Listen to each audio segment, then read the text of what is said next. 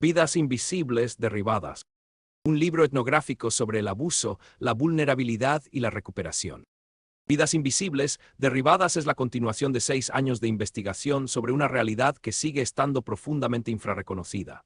Cómo el sufrimiento humano puede transformarse en un problema psiquiátrico individual mientras la violencia, la privación, las relaciones, las instituciones y las historias que producen ese sufrimiento desaparecen de la explicación. La investigación reúne biología, neurociencia, genética psiquiátrica, antropología médica, etnopsiquiatría, salud mental colectiva y trabajo de campo etnográfico prolongado, combinando investigación científica con experiencia vivida.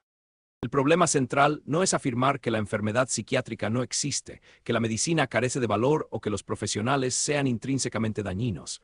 El problema es mucho más fundamental. Se refiere a lo que ocurre cuando una interpretación institucional queda establecida y comienza a determinar todo lo que sucede después.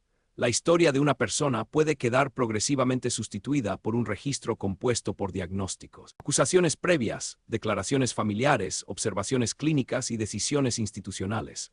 Los profesionales posteriores encuentran esa representación antes de encontrar a la propia persona.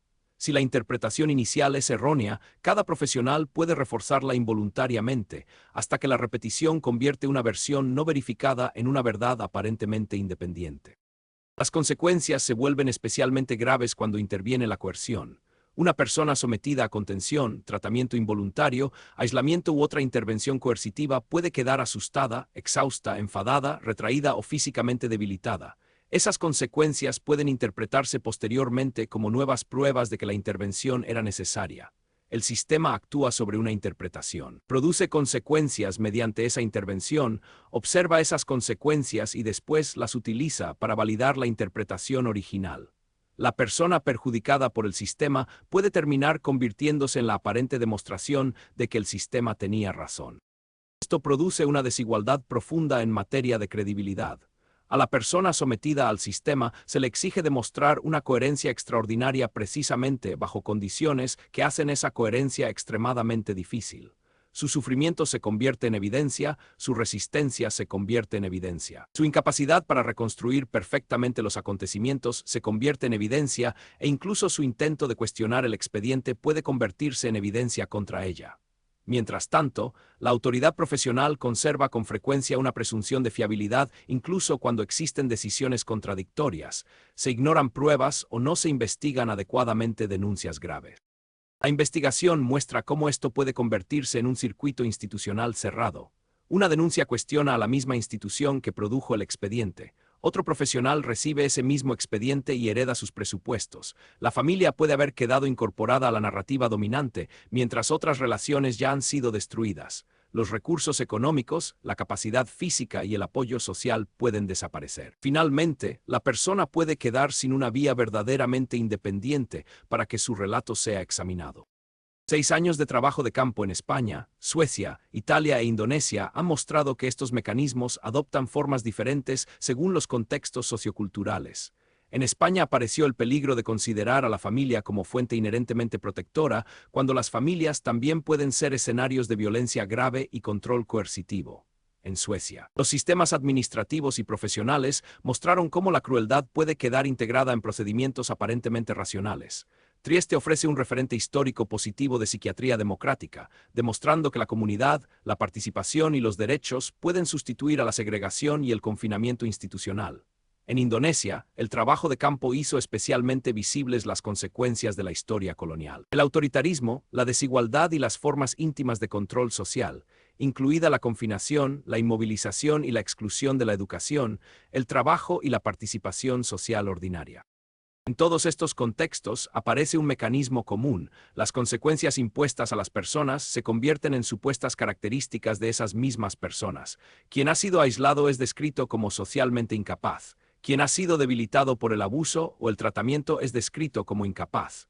Quien ha sido convertido en dependiente es descrito como inherentemente dependiente. Quien ha visto sistemáticamente cuestionada su credibilidad es descrito como poco fiable. La cronicidad puede convertirse así en algo más que una descripción clínica.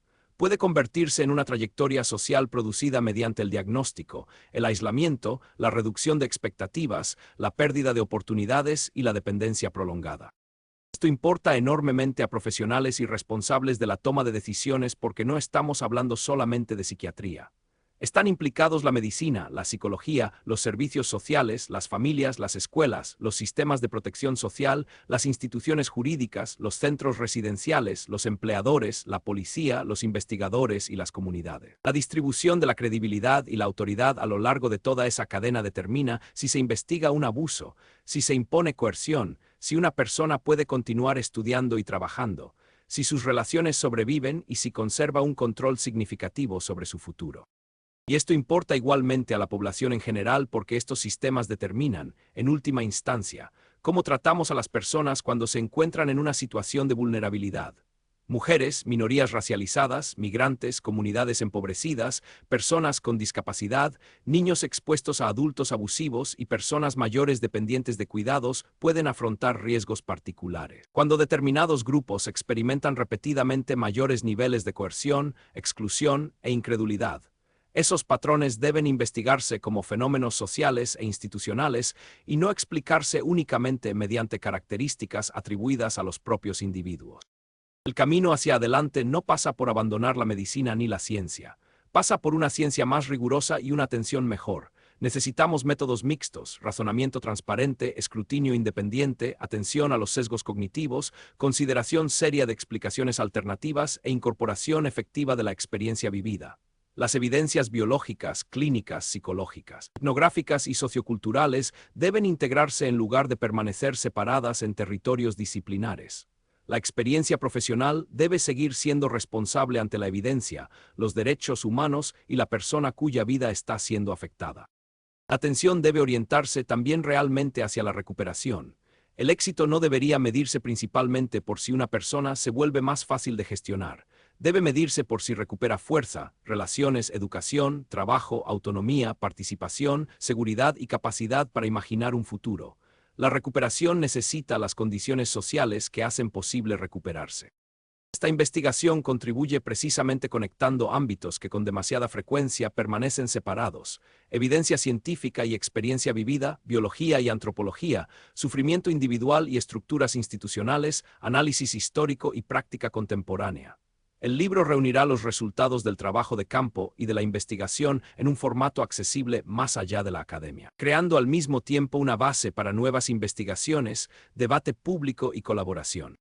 Por eso estoy pidiendo apoyo para Vidas Invisibles, Derribadas. Apoyar este proyecto significa apoyar mucho más que una publicación. Significa contribuir a que continúen la investigación, el trabajo de campo, el análisis y la comunicación científica necesarios para hacer visible una realidad que permanece desatendida. Significa ayudar a llevar estas cuestiones tanto a los profesionales y responsables capaces de transformar las instituciones como a una población cuya comprensión determina, en último término, qué formas de cuidado y autoridad estamos dispuestos a aceptar.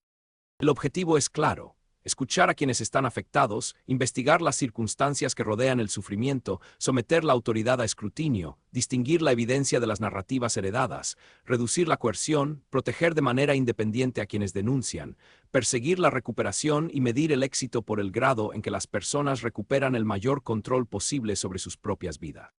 ***, si consideras que esta investigación debe continuar y llegar a la sociedad, te pido que apoyes el crowdfunding y ayudes a hacer posible el libro y la investigación que lo sustenta. ***.